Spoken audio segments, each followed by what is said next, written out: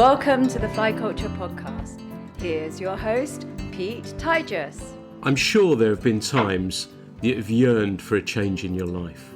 It could be a job, location, or perhaps more. My guest today made a big change and left a secure role in teaching to take his life in a new direction. I'll be finding out more about this in the next hour or so.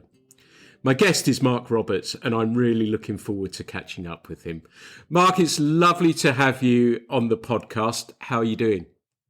I'm doing really well, Pete, and it's great to be here. It's sort of, I've listened to all of the others, and it's quite surreal to be on here myself. Unfortunately, you've got to put up with me for the next hour. And I should say I'm welcoming you back to the podcast. But of course, you've had a cameo in it before when we were in Italy. And it was that special fish, which was, it was special, really, wasn't it? It was. And I think I said to you the other day that I still think about it and I still tingle. And everything is etched in my mind, and over the years I've caught plenty of fish like we all have, and I've lost plenty of fish and had days where I've been skunked.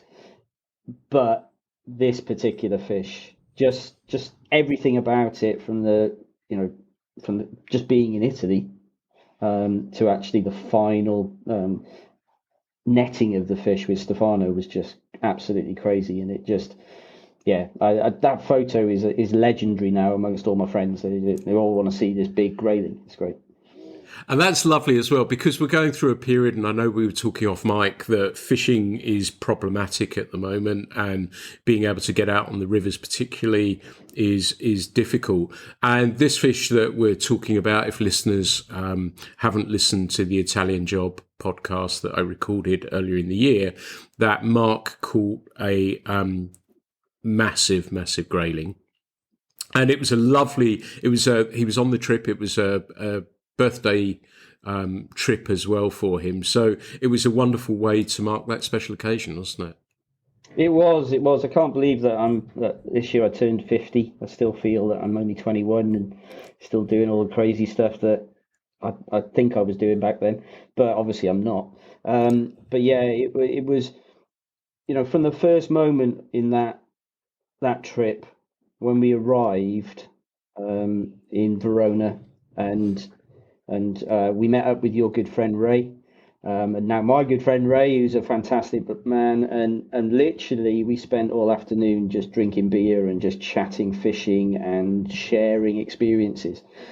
And the grayling side of it came from just being picked up by Vito and being driven, because we were waiting for you guys because you were sadly delayed on that day. And Vito just happened to mention that there might be an opportunity to go after some big grayling. Not a throwaway statement, but just a statement. And I sat in the back and I was very tired, and I just, sharp intake of breath. That's all it was. It was like that. Didn't say anything. And then 2 days into the trip, onto the second day, he sidled up to me and he said, "Let's go after some big grayling. I figured you want to go after it." And it was just like, oh my God. And I've never been guided in that way before. But that just shows the measure of that man and the operation that he runs, is that all it took was just that intake of breath, and he fixated on that and thought, right, I'm going to make your dream come true, hopefully today.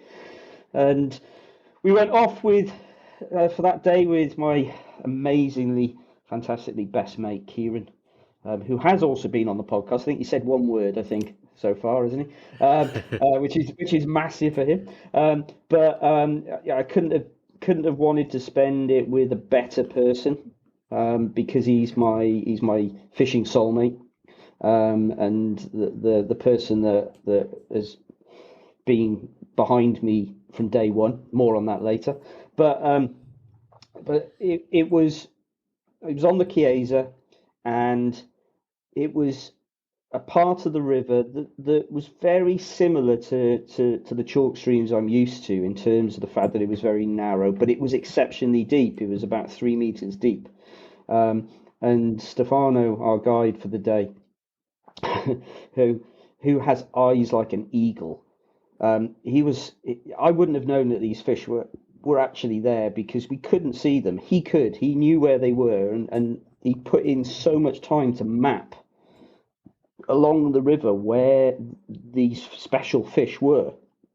And he knew exactly where they sat. He knew, and we the fact that he made me climb 20 feet down a sort of a 50-degree, 60-degree incline down to the river and stand on a ledge that was about a foot and a half wide. So you had to stand sideways to fish, and it was I can't Stefano, I can't see the fish. Yeah, he's there.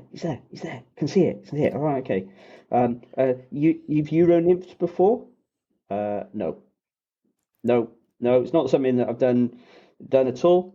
And at that point, you could see the look in his eyes. He's so professional, but you could see that he really just wanted to say, "What the actual have I got myself into here?" So he handed me a 2-weight rod, 11-foot 2-weight rod, all set up for Euro nymphing, and I'm a pretty quick learner. So we spent 15 minutes lobbing heavy tungsten nymphs into bushes and trees, and Stefano going, "No, not that way. No, no, oh man!"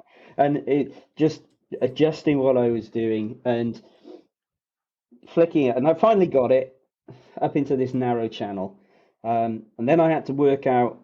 As I'm a real beginner with this, and I had to work out how to judge the depth with the markers on the line going up, and it was like, well, okay, that's not something I'm used to, so let's just work that one out.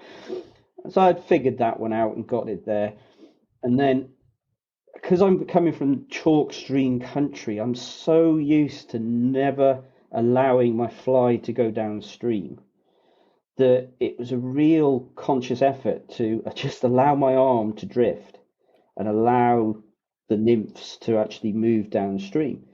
And then the first indicator that there was something there was it got all the way down behind me, and I cocked my wrist ready to launch the nymph back up. And as I went to pull up, it was bang, and everything just went tight, and all hell broke loose. And I don't talk about this fish, but it was a massive wild brown trout that had just taken the heavy point nymph. As I brought it up through the water, it had chased it and hit it. And these words, am I allowed to swear, Pete? Absolutely, no rules here. Okay, this is what Stefano said. He was like, no, that's not what we want. That's not what we want. He netted it. It's not what we want. It's not what we want. It's Salmo Chupa fucking bastardo, he said. And we sort of had a quick little look at it, took a photo, put it back in the water. Right, now let's get onto it. So back in, and we sort of got the nymph back up. 2 nymphs. So we had a point nymph, very heavy, about 5.5 mil tungsten bead on it, and then about, let's say, 40-50 centimeters up was a size 20 little pink nymph that I just thought, oh, okay, well, try anything really at this point. So up it went, dropped it down, and the grayling moved. She bolted. She went, and it was like, oh, that's it. My day's done. I've done all that, and now. So we walked a little bit down the ledge, and there she was, right below my feet, just sat in a pool. Must have been 3 meters deep. It was very, very, very deep, and she was sitting there and totally camouflaged. Even though it was a male, but totally camouflaged against the rocks. And I only spotted it because of a slight tail movement, but Stefano had eyes on it all the time. And we just looked at each other, and it was one of those times where you produce a cast. I don't think I'll ever reproduce that particular cast because it was textbook, in my mind, textbook perfect. It went up, it went in that beautiful arc. it dropped into the water exactly at the right point where the drift would bring it down in line with the fish. And I'd managed to have the line in my hand and just keep that sighter just up, and I was bouncing it across the bottom, feeling really proud of myself, just because I was bouncing a bit of tungsten on some rocks. I was bouncing it along like that, and then all of a sudden, I just felt a tap, a little tap, nothing significant.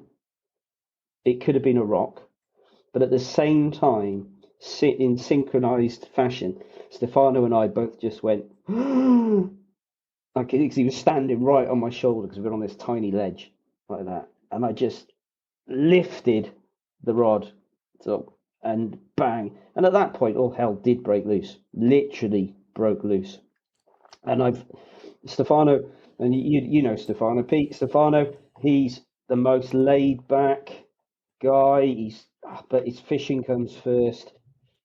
I think he'd probably agree. He went into slight panic mode, because of where we were, and and and as I had the fish on, he said to me, she will swim and she will jump into a tree. Be ready, be ready, be ready. And I was like, right, be ready. I was thinking, no, she won't. She's just going to swim around a bit, like she does, like they do on the chalk stream. Just swim around a bit, and we'll be able to net her, and then life will be good. Nice story. And then all of a sudden, she powered to the bottom, and this 2-weight rod just bent almost double. It was like dropped down, and I saw this tail almost like a killer whale, like an orca, just go back and forth, and she launched herself up into a willow, and she must have gone. I'm probably overestimating this, but she must have jumped at least 1.5 meters out of the water, into it, and she was trying to throw the hook, and Stefano said this is common for these big Adriatic grayling to do this. And I was thinking, right, okay. And then she went and aimed to go into the undercut of the bank to try and get under a ledge. So I'll tell you what helped there was carp fishing on the fly, just side strain under the water, just bringing her back out. And then she did twice more. She went into bushes and trees, and then she finally worked out that she could bolt downstream. And Stefano's not a little guy, and he was running along this tiny ledge with about with thousands of pounds worth of camera equipment on him as well. And we'd left our massive net because he said, "Oh, you've got a net," and I had this really nice little river net, hand net, scoop net. And we just looked at it and looked at each other as I was trying to bring this fish up, and we just went, "All right, okay." And the 4th time of trying to get her into the net, he got her into the net. And literally, she went nose down, and the tail was sticking up through the net over the top. And we both just collapsed. And we're laughing. And all the way through the fight, Stefano was going, be gentle, be careful, be gentle. And I'll be honest, I was concentrating so much. He was doing an amazing job. I just wanted him to be really quiet and just let me get on with it because I was trying to concentrate. And it's the only time I snapped at him. I just went, I am fucking being careful. I can't be more careful. And I had literally said it like that. At which point he just cracked up. And we got this fish in, and it sounds like it took hours. And in my head, it took. I think I was fighting this fish for like an hour and a half, but it was probably 5-6 minutes of pure mayhem. But the screams and the sort of the shouts. And Kieran said later on, he said, I could hear you all the way down the other end of the river where I was. He said, that was just, what were you doing? And then when we showed him, it was just like, oh man, that's an amazing thing. And then it was his turn. But this fish was 58. We measured it. It was 58 centimeters in length. It's beautiful, dark, almost black across the back. The dorsal fin that almost like a sailfish that just collapses. And I've never seen such a long grayling dorsal fin because as it collapsed, it actually came down and over the back and was resting over my hand. And 4.2 pounds we estimated based on that, and that wasn't even the biggest one in the river. Wow. There was a bigger one about 10 meters further down that Stefano just said, she's beautiful. We know she's there. We just can't get to her because she sits in a lie that's virtually unfishable. But yeah, it was. That's what it means to me. And you're right, it was my 50th birthday. But what meant more to me later on was, and we talked about this, Pete, is just coming back, and everybody was just so enthused about the catch that somebody else had caught this massive fish, and that just summed up the whole trip, the whole fly culture ethos of what we do. And yeah, so that was my grayling. I've always had a passion for them, always loved them since I started fishing for them on the chalk streams. But if I could fish for one fish totally, I'd be a grayling fanatic. Nice. And that's a lovely way to start things, with a story of an epic battle. We've got lots of ground to cover and lots to talk about, and I'm really interested in the life changes that you've made. But first off, we're getting a sense, I was going to ask you to describe yourself as an angler, but I think we're getting a sense of that already. You're based in Hampshire, as you've said, chalk streams.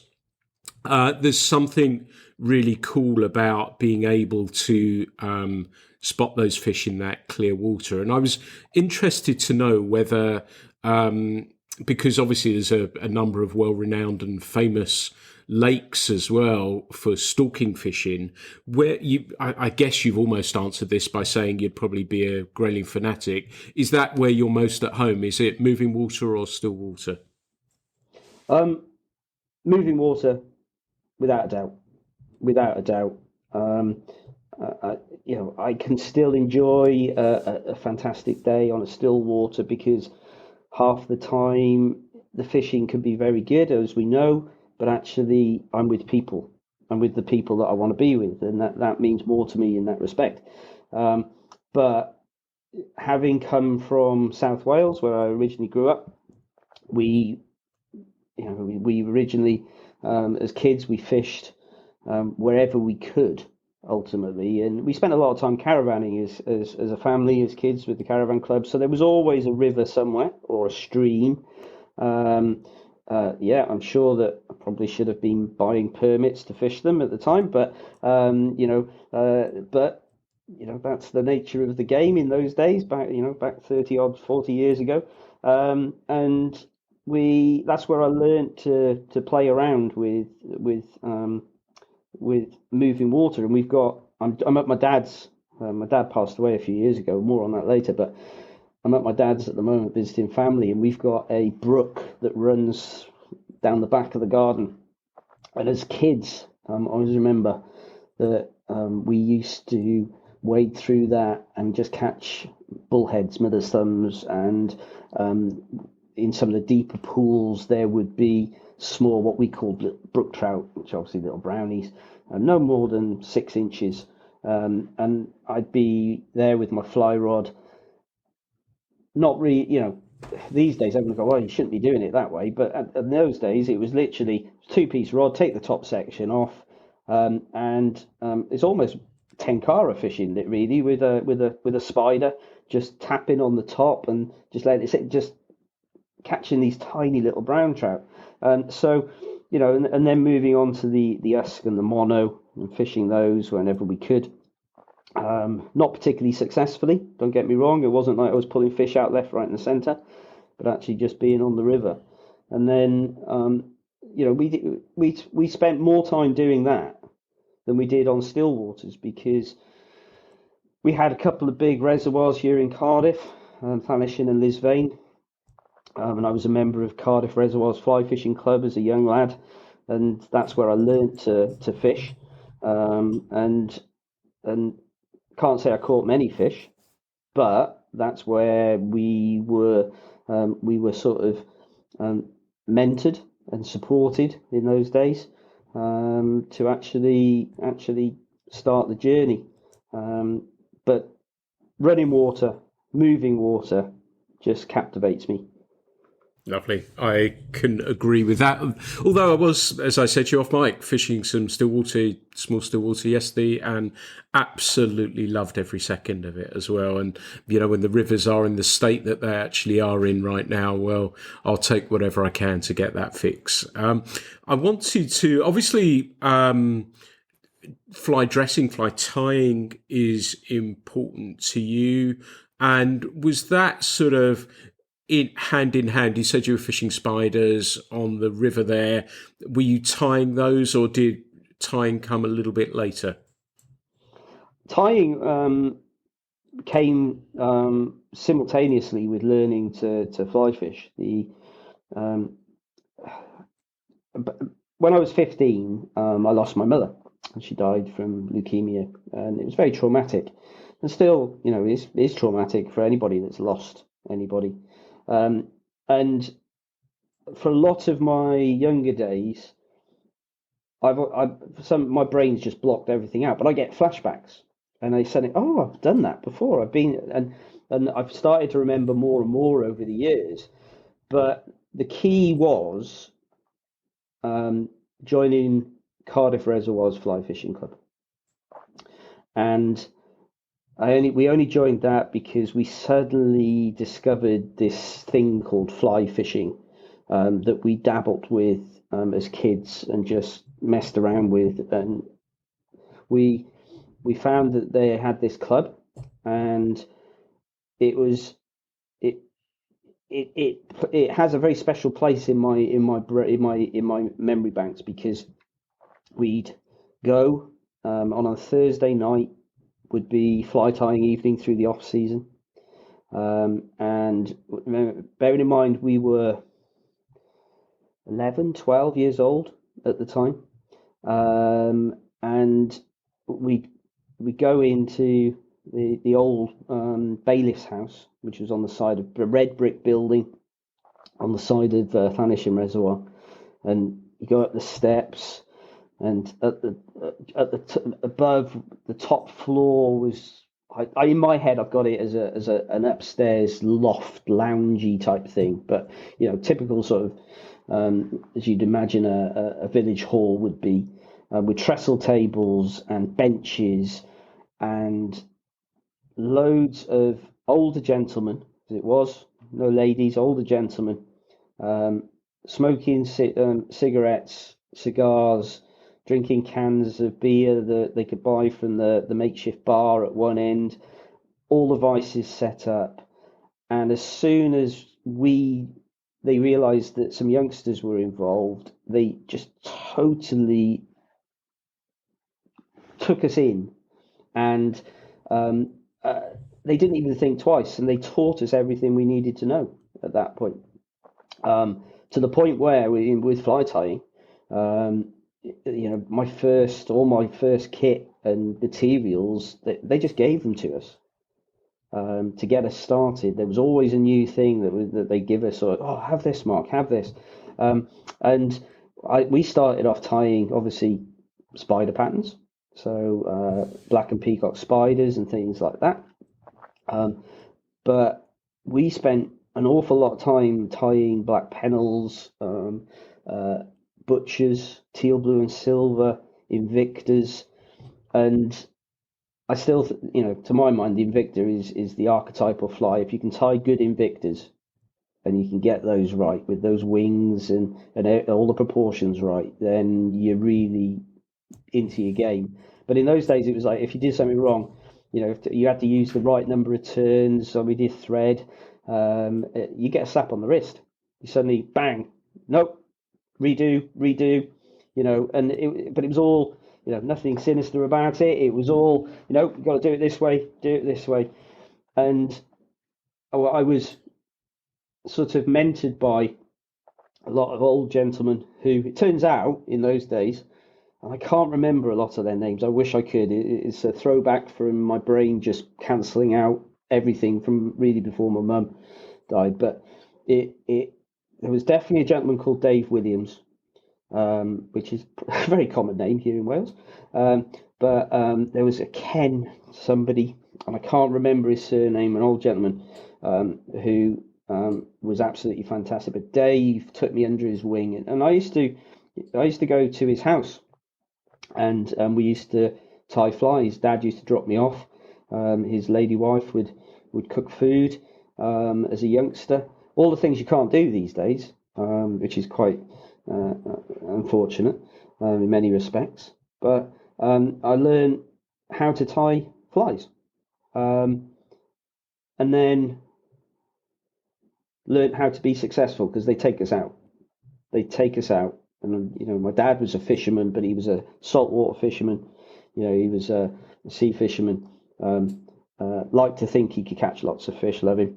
But always got very upset when we caught more than he did. But that's how it all started, and with clubs like that, and organisations like that are a bit few and far between these days. And we wouldn't have ever got into it, and it probably kept us off the street. To be fair, kept us off. I could get on my bike, and it was close enough to home that I could cycle there. Not at the moment with a 20-mile-an-hour speed limit. I probably wouldn't get there in time, but but at the end of the day, I could pack everything, get there, dump my bike, go fishing, and just have time to myself, time to unwind, and that's how the whole thing started, I suppose. And that's ties beautifully with the segue now, because it's been wonderful to hear how fishing has helped you get through such a difficult time at such a young age. And time has rolled on. You're in Hampshire, you're working, and you come to a decision that you want to pursue another direction in your life. And I'm interested to learn how that came about and where it's taking you to right now. It's. I was in Cardiff until my early 20s, and I went to university here, and I have my degrees in environmental sciences, and I'm an environmental biologist, and but in those days, coming from a family that had gone through a lot of trauma, I couldn't afford, after my degree, I couldn't afford to go on to go and do an MSc, PhD, and move forward, because that's what you needed in those days. In those days, after my degree, I applied to the EA in those days, as in its previous incarnations. I got told I was overqualified for the roles I was applying for, and so you get pretty disheartened by all of that, because I just wanted to be involved in environmental studies and working on the rivers here. But suddenly was I was working in Bristol at the time. I was working. I used to work for Habitat. I used to run their warehouses in the stores in Cardiff and in Bristol, and just was very disillusioned with it. And I made another life choice then. I suddenly just quit one day, and I got asked, "What are you planning to do?" And somebody had said to me, "You should become a teacher. You're very good at explaining things and working with young people. Why don't you try it?" So I applied to Bath, and I got onto their postgrad course for biology teaching for secondary schools. Absolutely loved it. Absolutely adored being in the classroom, and did my training year. And then I was looking for a job. And that job was quite hard to find, because strangely, and this is really weird, strangely, you get my whole life story here. When I was going to finish my A levels, which I bombed out of completely because my mum had just died. I didn't care. It was sort of like I was all over the place. But I got talking to an old guy at the university in a corridor, and he just happened to be the course leader for the environmental sciences. And through that conversation, he told me to apply for his course, and he took me on. And I didn't look back after that.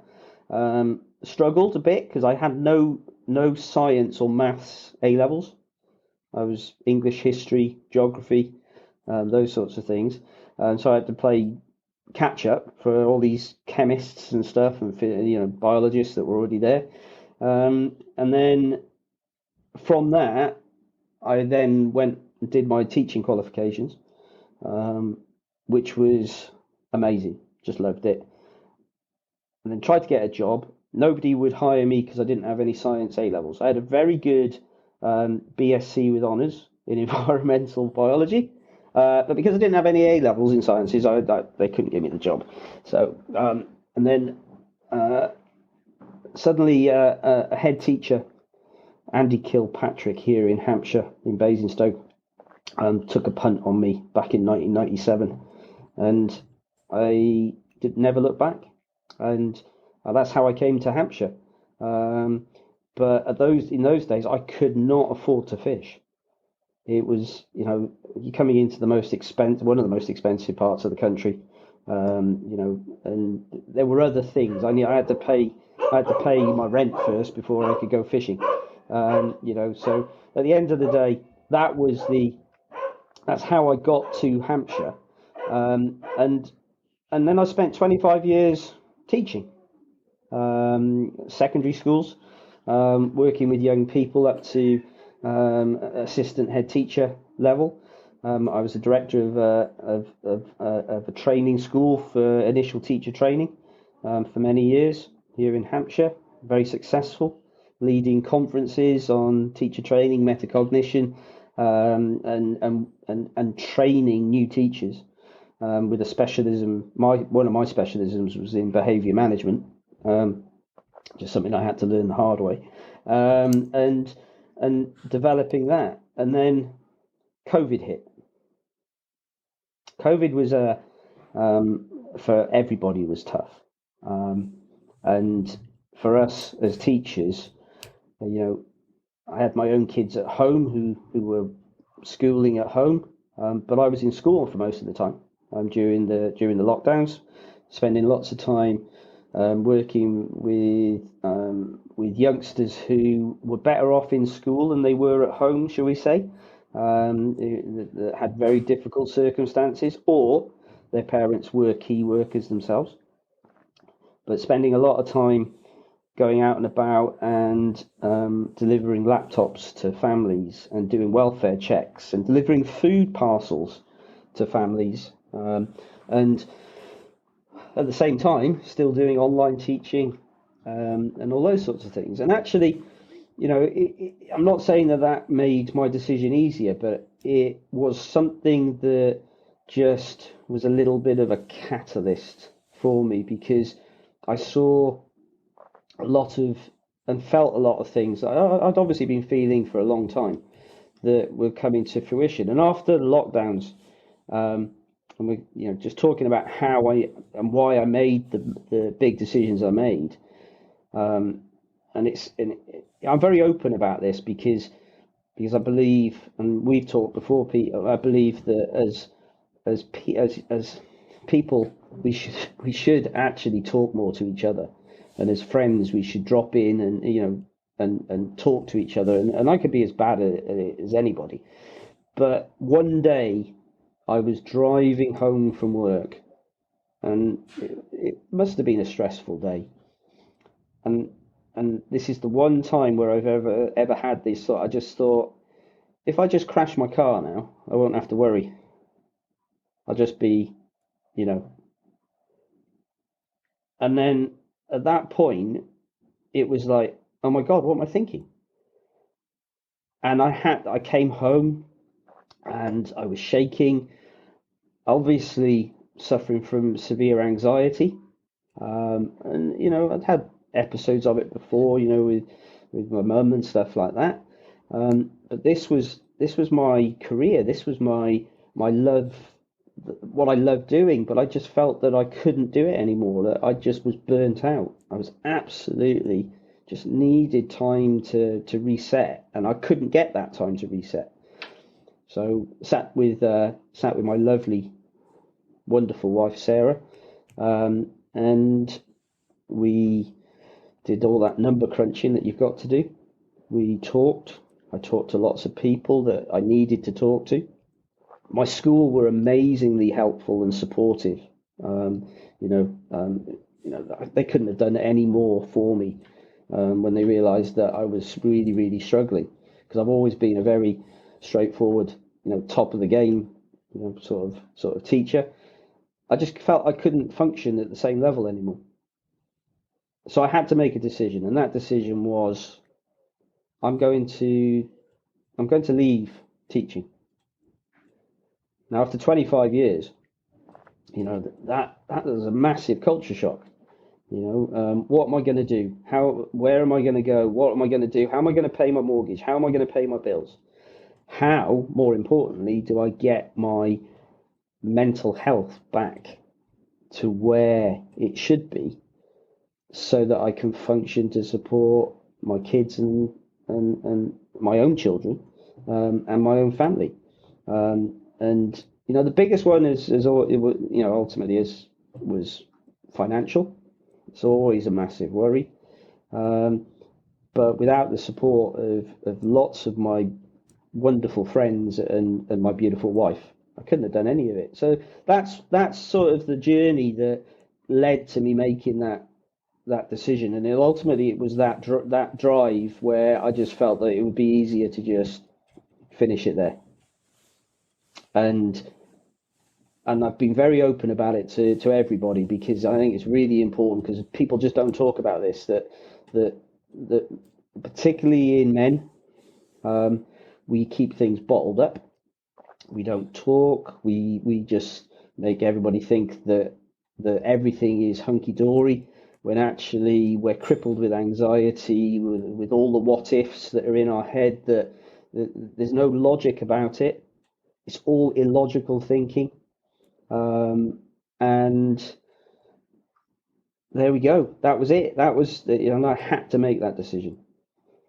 And thank you for your openness and honesty and candor about this, because, like you say, it's difficult for people sometimes to talk about these issues. And it seems to me as though fishing has been a constant. I know you said when you first moved to Hampshire, it was a little bit more difficult to fish, but I guess you were getting to go fishing, and that's the direction. And as I said in the introduction about the direction your life took, and I know that we spoke at some length a number of times about you coming into fishing and using fishing, but what I love is the story behind it, because you're offering guiding, you're offering tuition, yet that's and I hope this is okay to say, that you're using that to fund the payment of bills and everything else, but it's something else that you really want to do with this. And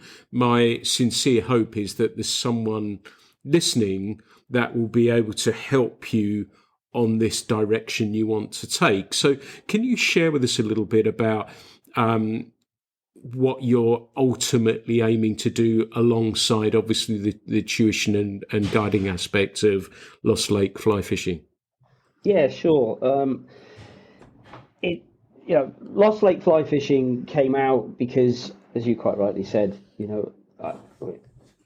above all, I have to make sure that my family are financially secure, that I can pay the mortgage, pay the bills, those sorts of things.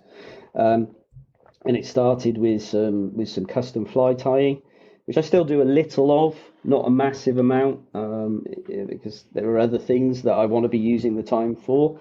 And I developed Lost Lake fly fishing as a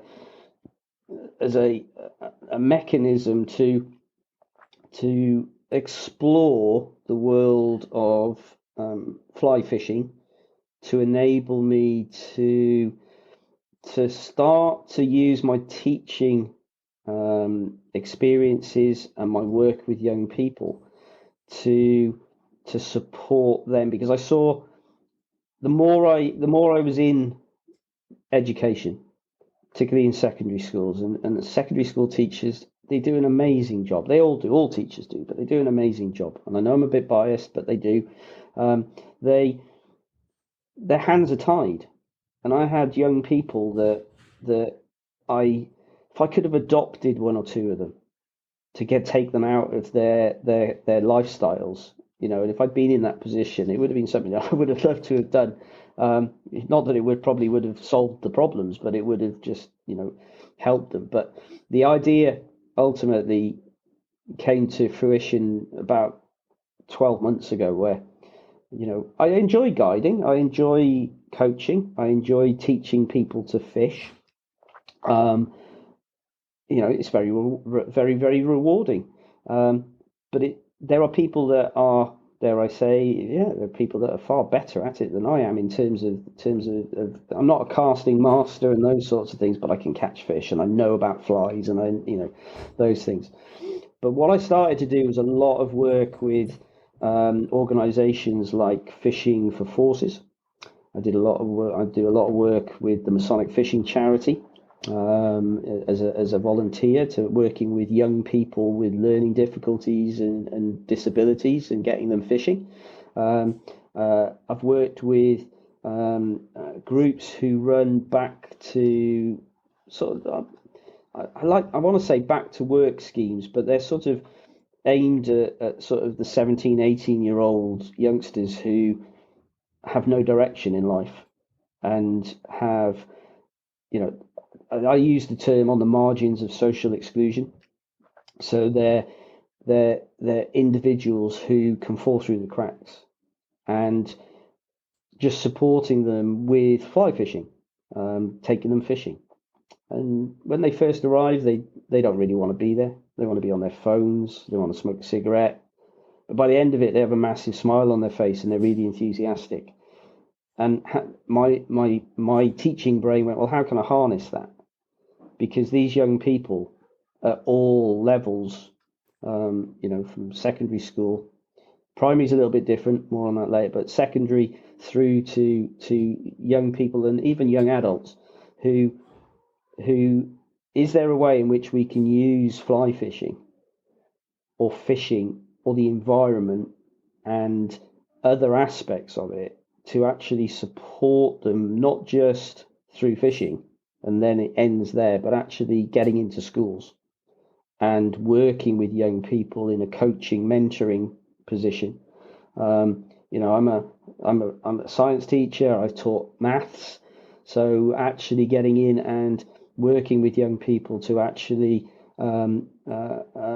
support them and develop so that they can maybe get some qualifications, get a qualification in maths. Supporting them through that, writing job applications with them, being advocates for them and going to interviews, but not actually just being there and just driving them there, getting them there, making sure that maybe these young people who in Hampshire, that wouldn't have applied to somewhere like Sparsholt College, which is an amazing college here in Hampshire, when they can actually apply and with support actually be able to get onto a course and set themselves up for the future. So I'm developing a program. It's codenamed the Adipose Project, and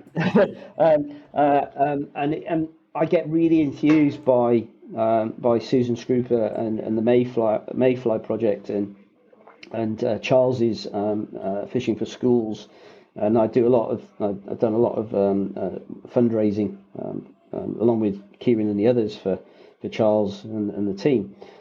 But I want to take it in a different direction, and I want to develop programs that aren't just standalone programs. They could travel through a year. They could be short term, focusing on those young people.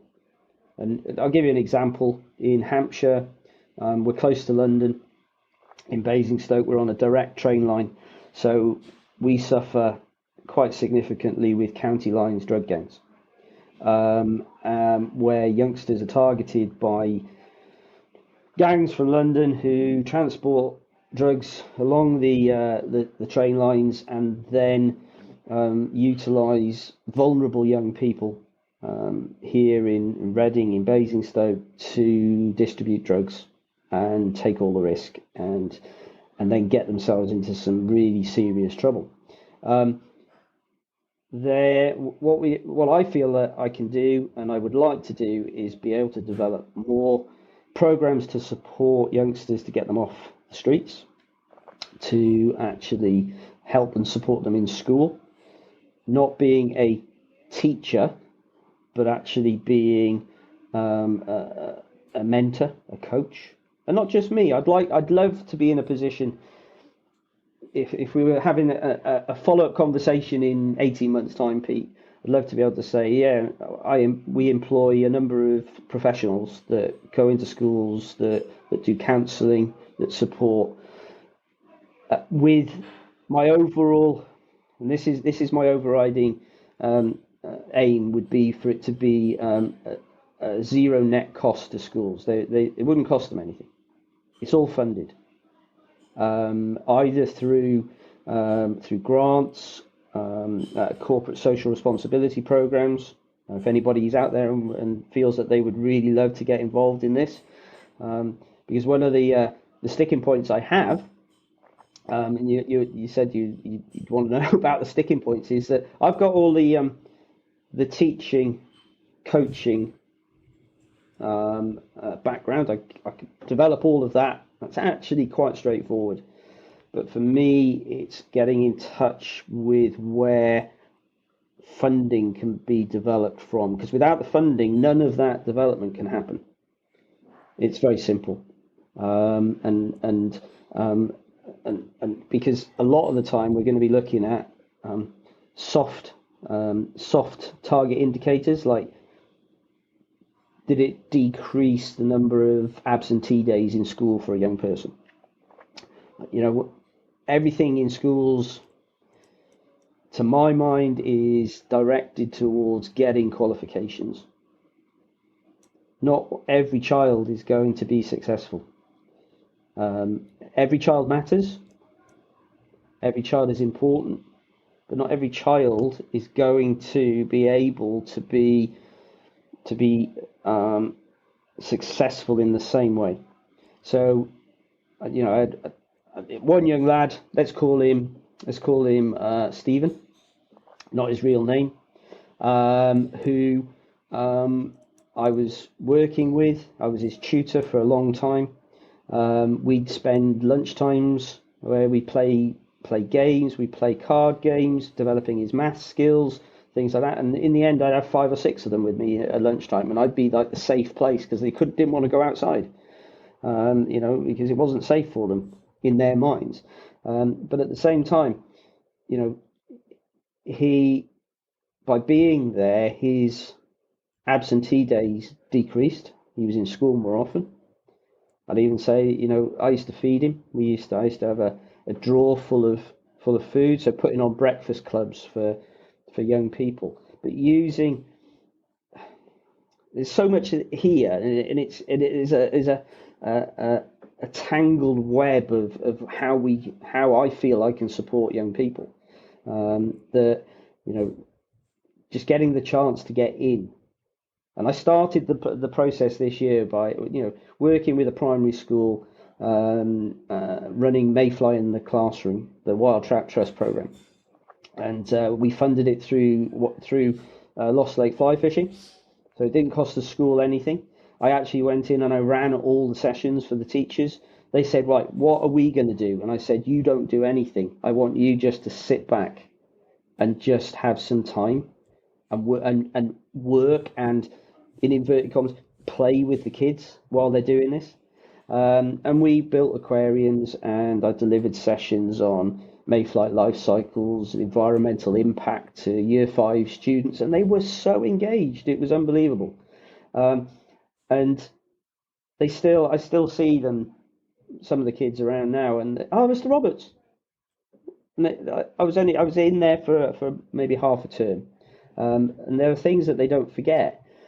But by developing some programs of support that can that can work alongside, not instead of, but work alongside what's happening in schools, is something which I'm very passionate about. It's something that I won't ever stop trying to do. Somebody said to me the other day, well, why not just go back into teaching and work with young people that way? I could. And I loved it. Absolutely fantastic. But I want to see if there's another way. Is there something else that we can do? Can I give people, young people, an opportunity that wouldn't normally be available to them? And so I hope, there's people can hear the passion in my voice for it. I get quite emotional about it because I for many years I was a designated safeguarding lead. I've dealt with all sorts of well, I don't even know what to call it. From abuse through to neglect, emotionally, physical, you name it. We've seen it, we've done it. It burns out members of staff. It burns out our teachers. So if we can develop through grants, through companies that want to get involved, a process or a program that can take some of the strain out of the system, it's got to be worth a try. Well, I think you're absolutely right. And, you, as you touched on, you speak with such passion about this issue. And I'm, pleased how fly fishing has helped you. And it seems to me that that is the beacon that you're carrying to light your crusade.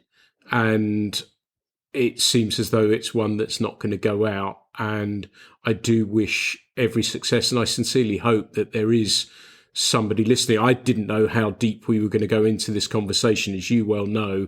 And it's been amazing to hear your story. And I'm pleased that you have come that other side of it and how you're using fly fishing to help others as well in this way. And so I do hope that somebody's listening who thinks, actually, there's something I can do to help and facilitate what you're trying to do. And I think it's absolutely fabulous what you're doing. And I can only stand up and applaud and wish you continued success with this path that you continue to tread. What do you hope then further down the line? Would you like to develop? Is sort of fly fishing really the way into it, yet you want to, I'm guessing from what you said, to reach out into other spheres as well, that it could take kids in other directions as well as fly fishing too, right? Yeah, absolutely. We're living in Hampshire. We're at the heart of I suppose, rural England, I suppose. And there are lots of opportunities for young people to be involved in the environment. So it isn't just about fishing. It isn't just about young people being active with a fishing rod. But there's got to be a gateway. And there's got to be a way in which we can enthuse young people to actually get them out. And as fishing in general is, what do they say? Isn't it the biggest sport in the country with the most people that do it? Everybody, if you speak to most people, everyone goes, "Oh, I've done some fishing." There are very few people that I've ever met that haven't at least been crabbing or done something. But it isn't just about, for me, it isn't about making it all singing, all dancing. And the future that I would like to see is that young people have been through a program with us, that it's made a significant difference to their mental health, that it's moved them from the margin of social exclusion to being that much further away, that we have given them skills that will carry through life, but also have a love for being out and using fishing as that gateway. I do a lot of, or I have done this year, I've done a lot of working with young families, taking them and course fishing with whips and maggots and just catching small roach and silverfish and things and getting the kids really enthused into it. And that's absolutely great and fantastic. Um, uh, but the future I would like to see is that fly fishing, the environment, because I've got this image in my head of being involved with local farmers and using farms as a way, as a method of teaching as well, and getting youngsters work experience in the environmental sector, and or at least helping them get to wherever they really need to get to. And it's most of them will be soft targets, to be honest, Pete. Most of them are soft. The hard targets are, yes, you get a qualification in X, Y, and Z. You get this, you get that. Um, you know, do they talk more? Do they engage with adults better? Do they are they able to fill out an application form? Can they sit and have a conversation in an interview type process?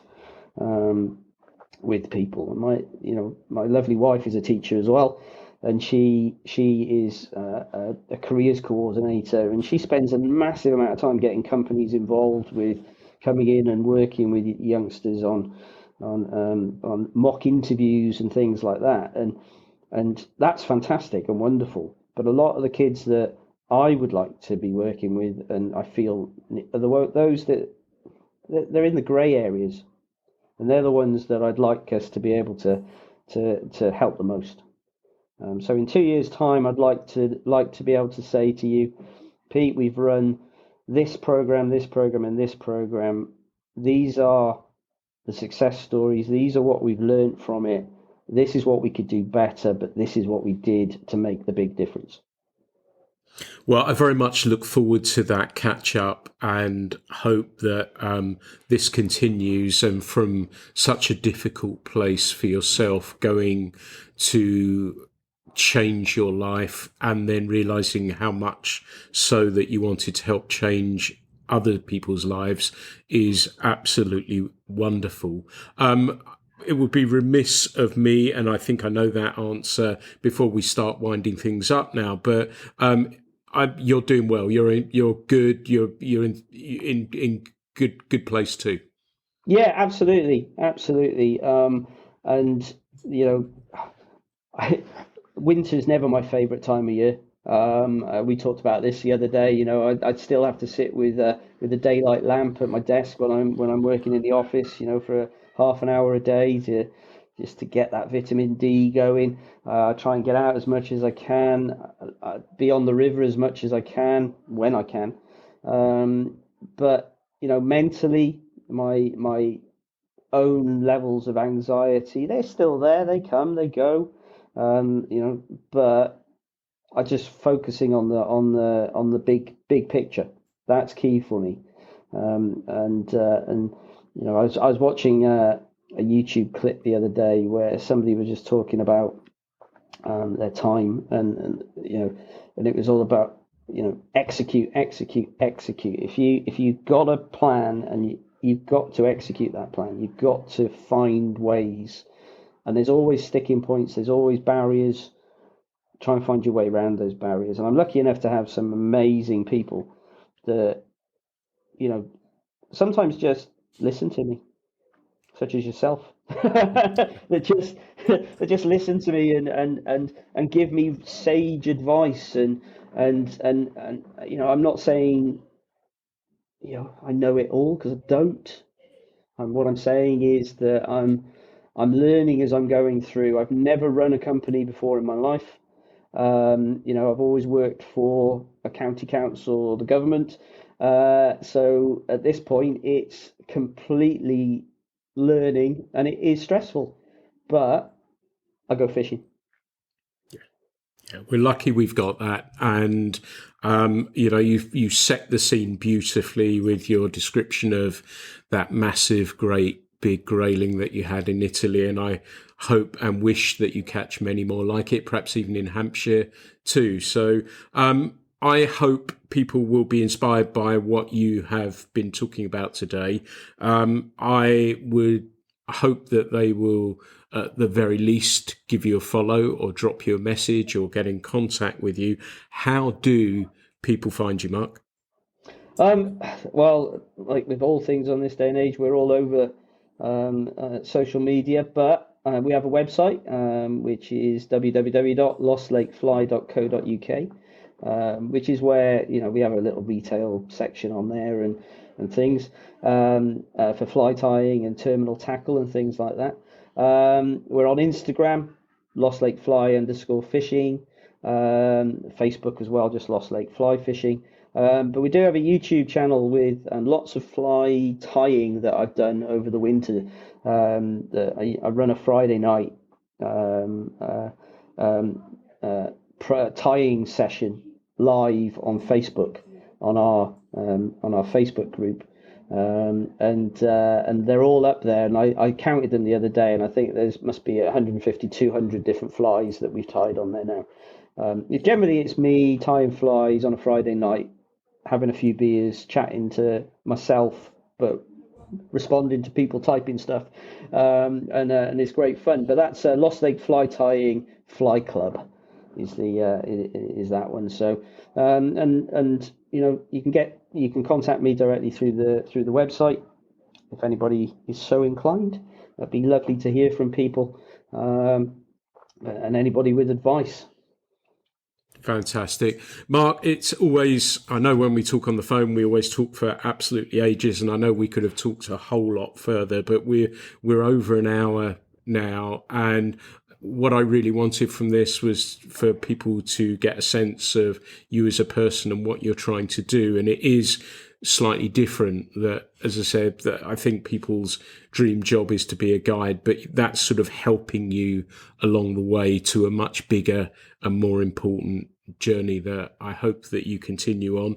I wish you every success with it, and that it deserves as well. And we're lucky that there's people like you driving these sorts of issues, and that people like myself and many others can learn from as well. So I'd like to say a massive thank you for being a guest on the podcast today.